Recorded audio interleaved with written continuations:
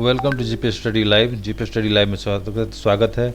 Big breaking है और कुछ हम विशेष न्यूज़ लेकर के आए हैं, शिक्षा संबंधी और अन्य खबरें लेकर के आए हैं। तो चलिए हम शुरू करते हैं। शुरू करने से पहले इस चैनल पर हम आपसे को शिक्षक संबंधी न्यूज़, टीचर संबंधी न्यूज़ लेकर के आते हैं और बिहार और भारत में जो टीचर की प्राइवेट स्कूल की जो वैकेंसीज होती हैं सीबीएसई स्कूल और अदर स्कूल्स में, वो हम लेकर के आते हैं। साथ ही टेक्निकल न्यूज़ लेकर के आते हैं और मोटिवेशनल न्यूज़ लेकर के आते हैं, मोटिवेशनल जानकारी लेके आते हैं। तो इस चैनल पर विजिट करके और रोजगार संबंधी जो भी जानकारी है, ऑनलाइन कैसे फॉर्म फिलअप किया जाए, वो सारी चीज़ हम आपके बीच लेकर के आते हैं और आपके लिए काम की चीज़ हम लेकर के आते हैं। तो इस चैनल पर विजिट करके इस चैनल को लाइक और सब्सक्राइब करें।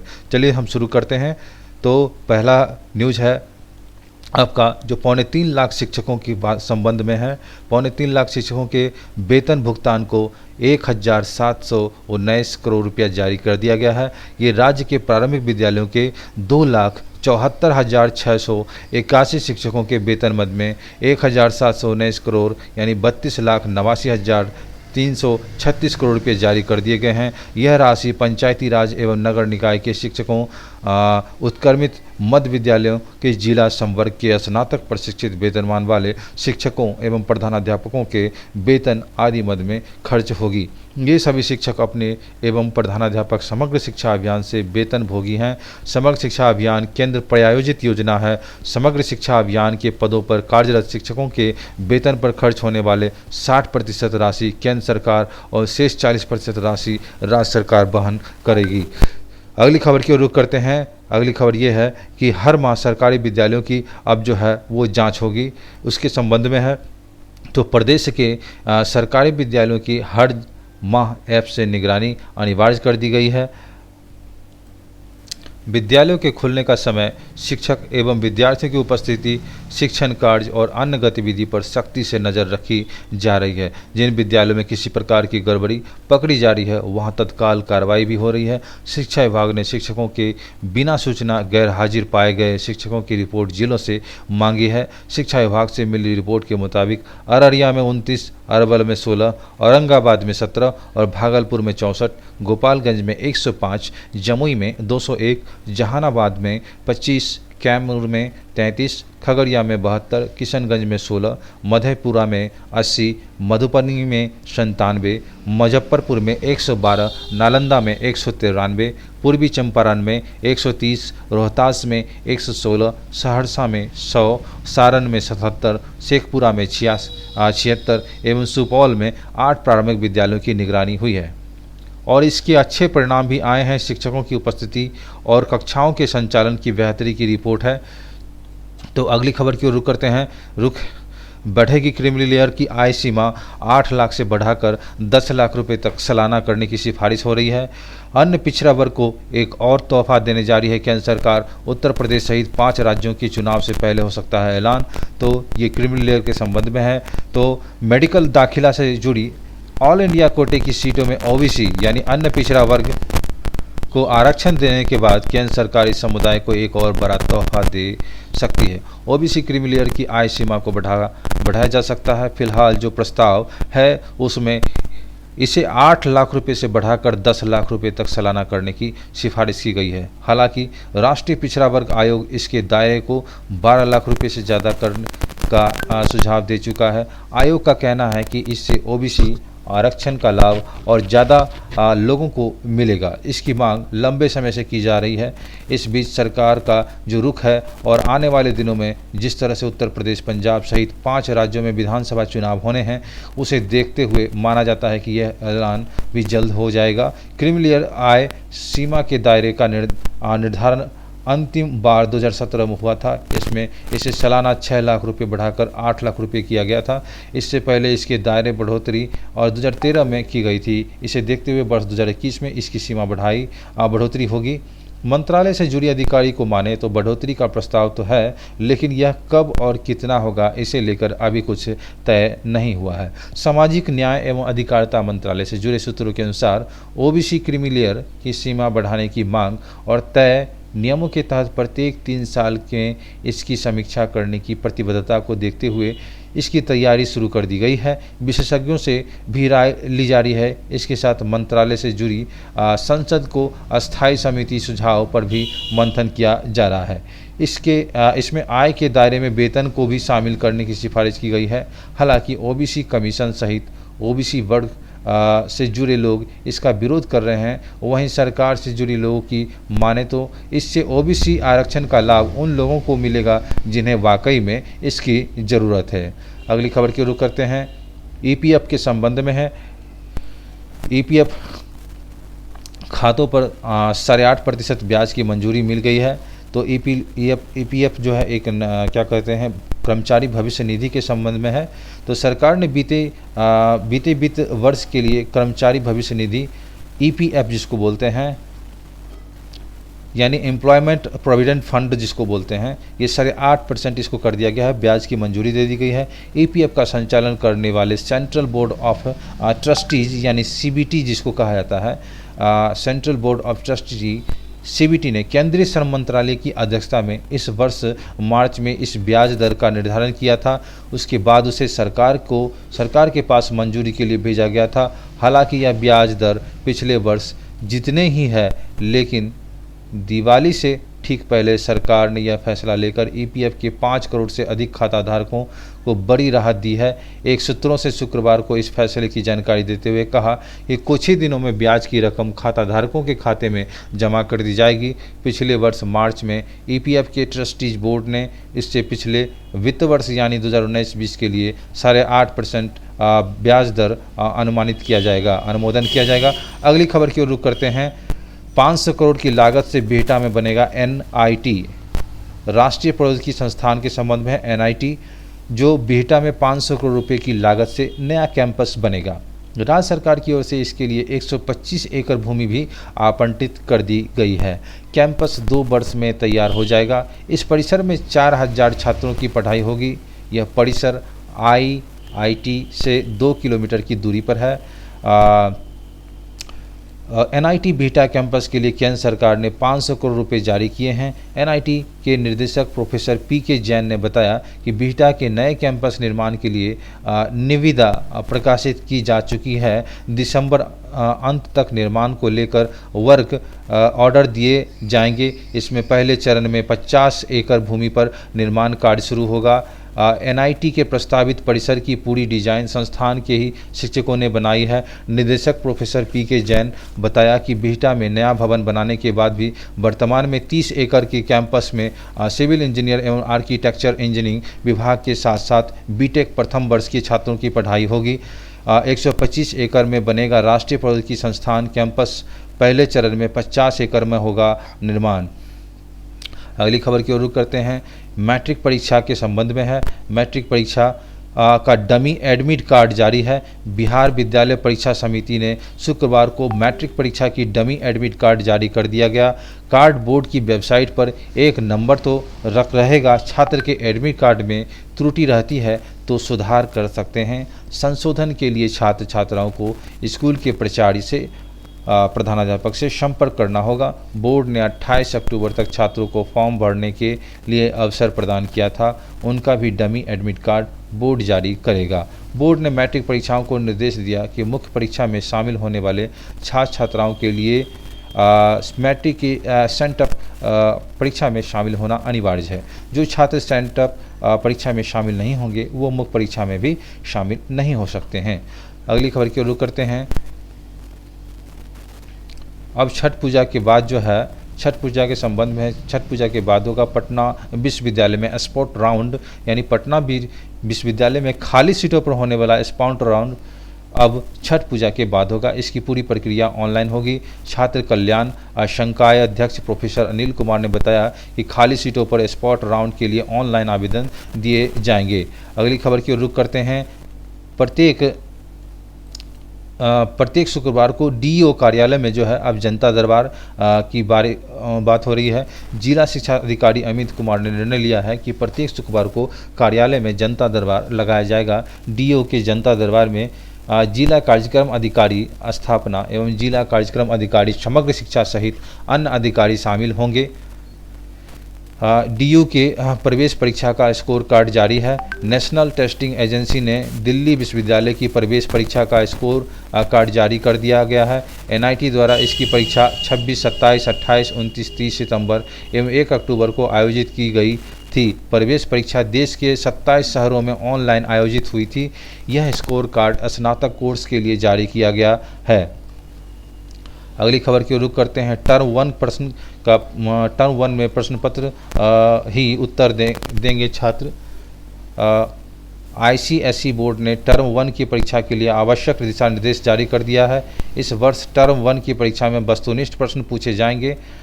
छात्र प्रश्न पत्र पर ही उत्तर देंगे। परीक्षा ऑफलाइन होगी। परीक्षार्थी को 10 मिनट का समय सवालों को पढ़ने के लिए दिया जाएगा। परीक्षा शुरू होने के आधे घंटे के उपरांत छात्रों को प्रवेश नहीं मिलेगा। प्रश्न पत्र किसी भी हालत में परीक्षा केंद्र से बाहर नहीं जाएगा। रफ वर्क के लिए बुकलेट में ही पेज रहेगा। प्रश्न पढ़ने के बाद छात्र नीचे दिए गए 4 विकल्पों में से सही उत्तर वाले विकल्प का चयन करेंगे। सभी छात्रों को यूनिक आईडी और इंडेक्स नंबर प्रश्न पत्र के ऊपर लिखना होगा। 10वीं परीक्षा 29 नवंबर से 16 दिसंबर तक ली जाएगी। वहीं 12वीं की परीक्षा 22 नवंबर से 20 दिसंबर तक होगी। टर्म 1 की परीक्षा वस्तुनिष्ठ होगी। परीक्षा का अपना उत्तर नीले या काले पेन से लिखना होगा। उसके बाद बोर्ड देगा टर्म 1 का अंक। परीक्षा होने के बाद बोर्ड की तरफ से टर्म 1 अंक दिया जाएगा, लेकिन फिलहाल कोई रिजल्ट जारी नहीं होगा। बोर्ड द्वारा दूसरे टर्म की परीक्षा होने के बाद रिजल्ट जारी किया जाएगा।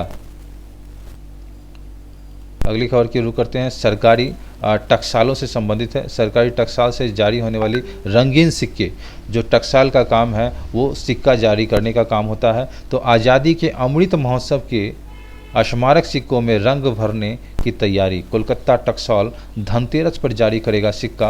40 मिमी व्यास यानी 40 मिलीमीटर व्यास और 20 ग्राम शुद्ध चांदी का होगा सरकारी रंगीन सिक्का। अब देश में भी रंगीन सिक्के जारी किए जा सकेंगे। शुरुआत तो 2 नवंबर से की धनतेरस पर कोलकाता टकसाल से हो सकती है। वहाँ बिना मूल्य वर्ग की मां लक्ष्मी की छवि वाले टोकन सिक्कों की ढलाई जारी है। इस पहल को आज़ादी के अमृत महोत्सव के उपलक्ष्य में जारी होने वाले स्मारक सिक्कों को अद्वितीय बनाने की तैयारी के रूप में भी देखा जा रहा है। जो मूल्य वर्ग के साथ जारी होने के वाले पहले रंगीन सिक्के हो सकते हैं। बता दें कि विश्व का पहला रंगीन सिक्का 2004 में कनाडा ने जारी किया था। किसी सरकारी टकसाल में पहली बार रंगीन सिक्कों की ढलाई हो रही है। धनतेरस पर जारी होने वाला 40 मिलीमीटर व्यास और 20 ग्राम का रंगीन टोकन सिक्का 999 टंच जो है शुद्ध चांदी का होगा। इसके एक तरफ पद माशना महालक्ष्मी की रंगीन छवि और अंकित होगी और दूसरी ओर भारत प्रतिभूति मुद्रण तथा मुद्रा निर्माण निगम लिमिटेड का आधिकारिक लोग होंगे। अगली खबर की रुख करते हैं। एनआईटी पटना के शिक्षक स्टैनफोर्ड रैंकिंग में शामिल हैं। एनआईटी पटना के 5 शिक्षक स्टैनफोर्ड की रेटिंग में शामिल किया गया है। अमेरिका की स्टैनफोर्ड यूनिवर्सिटी में 2% शोधकर्ताओं की सूची में राष्ट्रीय प्रौद्योगिकी संस्थान एनआईटी पटना के 5 संकाय सदस्य शोधकर्ताओं के नाम शामिल किए गए हैं। स्टैनफोर्ड यूनिवर्सिटी की ओर से शोधकर्ताओं के शोध प्रकाशन के आधार पर डेटा जारी करती है। यह प्रतिष्ठित एलेक्सवियर प्रकाशक द्वारा प्रकाशित किया गया है। एनआईटी पटना के सिविल इंजीनियरिंग के doctor Piyush Samuhi, electronics and communication विभाग के doctor Ashish Kumar, computer science engineering के doctor Amit Kumar Singh, doctor Suel electronics एवं कम्युनिकेशन के डॉक्टर गौरव शामिल हैं। निदेशक प्रोफेसर पीके जैन ने बताया कि इन शिक्षकों के कई पेपर प्रकाशित हो चुके हैं। संस्थान में शोध के क्षेत्र में लगातार जुटा है। तो अगली खबर की रुख करते हैं। कहीं नामांकन के बिना तो पंजीयन तो नहीं, ऐसा फैक्टनेब का आरोप है। जांच की मांग की जा रही है। कहीं बिना नामांकन के पंजीयन तो नहीं। बिहार राज्य संबंध डिग्री महाविद्यालय शिक्षक शिक्षेतर कर्मचारी महासंघ फैक्टनेब का आरोप है कि मगध विश्वविद्यालय के संबंध में डिग्री महाविद्यालयों में नामांकन के बिना ही छात्र छात्रा का न सिर्फ पंजीकरण हुआ है, अपितु स्नातक पार्ट 1 एवं पार्ट 2 का परीक्षा फॉर्म परीक्षा भर में शामिल कराए गए हैं। इस पूरे प्रकरण में महासंघ ने मगध विश्वविद्यालय की भूमिका पर ही आज सवाल उठाया। महासंघ के प्रधान संयोजक डॉक्टर शंभुनाथ प्रसाद सिन्हा, प्रवक्ता अरुण गौतम, मगध विश्वविद्यालय इकाई के संयोजक कुमार राकेश कानन और अध्यक्ष डॉक्टर नवल किशोर प्रसाद सिंह एवं महासचिव अरविंद कुमार ने कुलाधिपति तथा मगध विश्वविद्यालय के कुलपति एवं परीक्षा नियंत्रक से मांग की है। इसकी जांच विश्वविद्यालय के अंगीभूत और संबद्ध डिग्री महाविद्यालय में कुल नामांकित छात्रों की सूची किससे परीक्षा नियंत्रक कार्यालय में उपलब्ध सूची की मिलान कराई जाए। जांच में बिना नामांकन वाले छात्र छात्राओं का पंजीयन रद्द करने के एवं इसमें शामिल लोगों को कार्रवाई की मांग भी की गई है। अगली खबर की ओर रुख करते हैं। यूपीएससी सिविल सर्विस परीक्षा के संबंध में है। यूपीएससी सिविल सेवा पीटी का रिजल्ट घोषित कर दिया गया है। संघ लोक सेवा आयोग यूपीएससी ने सिविल सेवा परीक्षा प्रारंभिक परीक्षा 2021 का परिणाम शुक्रवार को देर शाम रात जारी कर दिया गया। अभ्यर्थी यूपीएससी की वेबसाइट पर परिणाम देख सकते हैं। यूपीएससी ने सफल अभ्यर्थियों की सूची वेबसाइट पर डाल दी है। बीते 10 अक्टूबर को परीक्षा आयोजित की गई थी। इसमें सफल अभ्यर्थी अब मुख्य परीक्षा की तैयारी करेंगे। अभ्यर्थियों को मुख्य परीक्षा से जुड़ी आगे की प्रक्रिया के लिए सूचना जारी की जाएगी। अगली खबर की ओर रुख करते हैं। प्राइवेट स्कूलों के संबंध में है। ये तो प्राइवेट स्कूल में फीस माफ़ करने के मामले में दखल नहीं। प्राइवेट स्कूल के छात्रों की स्कूल फीस माफ़ करने के मामले में शिक्षा विभाग दखल नहीं देगा। दरअसल रजनीकांत पाठक नाम एक सामाजिक कार्यकर्ता ने गत 16 जून से कोरोना के कारण बंद पड़े प्राइवेट स्कूल के छात्रों से सिर्फ ट्यूशन फीस लेने के लिए सख्त निर्देश देने हेतु मुख्यमंत्री को पत्र भेजा था। मामले की शिक्षा विभाग से जुड़ा होने के वजह से वह पत्र कार्रवाई के लिए शिक्षा विभाग को भेजा गया है। उसमें उठाए गए मामलों की समीक्षा के बाद प्रारंभिक शिक्षा निदेशक अमरेंद्र प्रसाद सिंह के हस्ताक्षर से भेजे गए जवाब में कहा गया कि प्राइवेट स्कूल का संचालन संबंधित प्रबंध समिति द्वारा किया जाता है। प्राइवेट स्कूल के संचालन हेतु संसाधन आंतरिक स्रोत से उपलब्ध होता है। इसके शुल्क नियंत्रण हेतु बिहार निजी विद्यालय शुल्क विनियमन अधिनियम 2019 प्रभावी है। इसमें बंद पड़े स्कूल के छात्रों की स्कूल फीस माफ़ करने के निर्देश देने से संबंधित प्रावधान नहीं है। अगली खबर की ओर रुख करते हैं।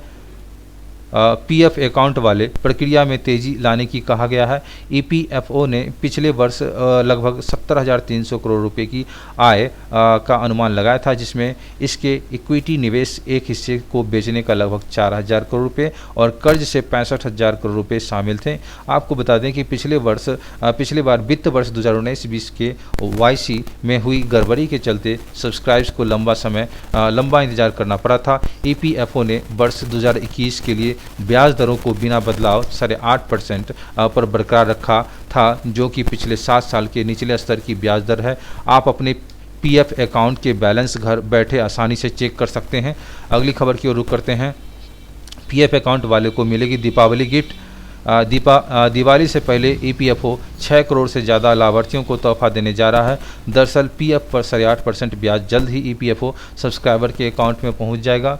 श्रम मंत्री की अध्यक्षता वाले ईपीएफओ के केंद्रीय न्यासी बोर्ड ने इस साल मार्च 2020-21 के लिए पिछले साल की तरह 8.5% की ब्याज दर को मंजूरी दी थी। हालांकि श्रम मंत्रालय को प्रस्ताव दर पर वित्त मंत्रालय से अनिवार्य रूप से मंजूरी लेनी होगी। श्रम मंत्रालय के उच्च अधिकारियों ने इस महीने की शुरुआत में वित्त मंत्रालय के अधिकारियों से मुलाकात कर उनके सवालों का जवाब देने की बात कही है।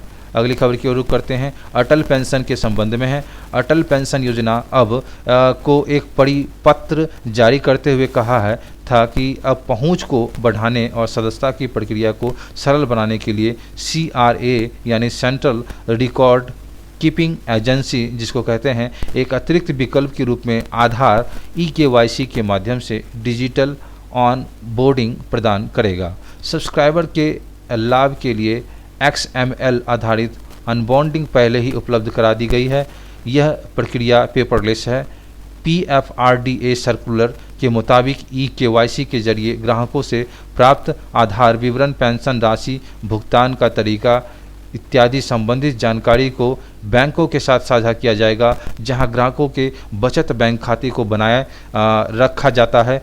APF-Y खाता खोलने के बाद संबंधित APY-SP द्वारा ग्राहकों को बाद की सर्विस की पेशकश की जाएगी। इसके अलावा सभी APY खातों को आधार पर संख्या के साथ जोड़ा जाएगा, जिसके लिए CRA मौजूदा APY ग्राहकों के आधार को उचित सहमति एवं तंत्र के माध्यम से जोड़ने की सुविधा प्रदान करेगा।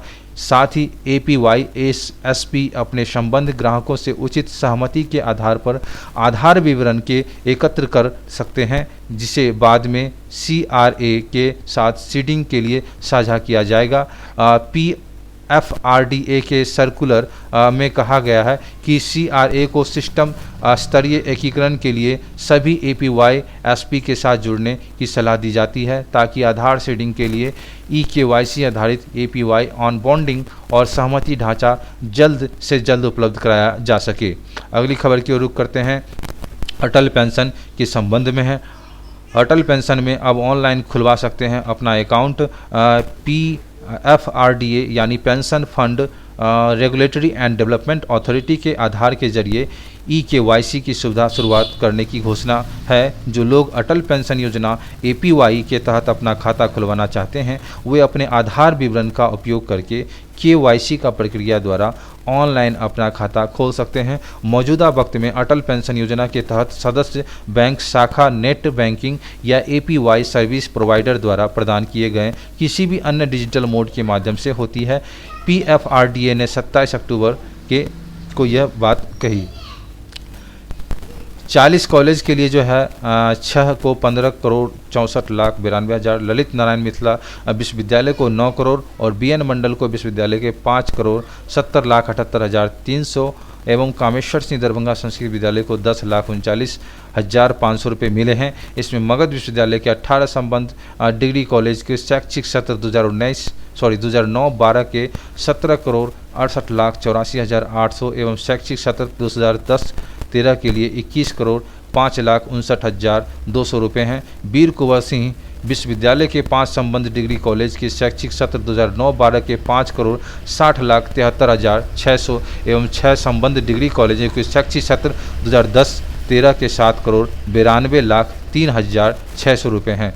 BRA विश्वविद्यालय बिहार विश्वविद्यालय के 6 संबंध डिग्री कॉलेज के शैक्षिक सत्र 2009-12 के 7,28,99,700 एवं शैक्षिक सत्र 2010-13 के 8,35,92,300 रुपये हैं। ललित नारायण मिथिला विश्वविद्यालय के 3 संबंध डिग्री कॉलेज के शैक्षिक सत्र 2009-12 के 4,50,00,000 एवं शैक्षिक सत्र 2010-13 के भी 4,50,00,000 रुपये हैं।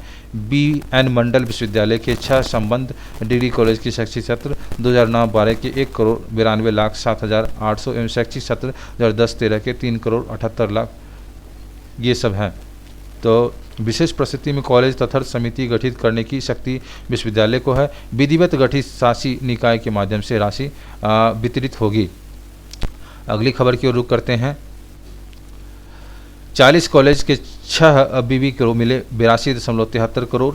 अपलोड होगी शिक्षक कर्मचारियों के भुगतान की जाने वाली राशि। आंतरिक स्रोत का 70% हिस्सा मिलकर होगा भुगतान। संबंध डिग्री कॉलेज का होगा अपना वेबसाइट और राज्य के 40 संबंध डिग्री कॉलेज को 82,73,31,000 रुपये की राशि 6 विश्वविद्यालय को जारी की गई है।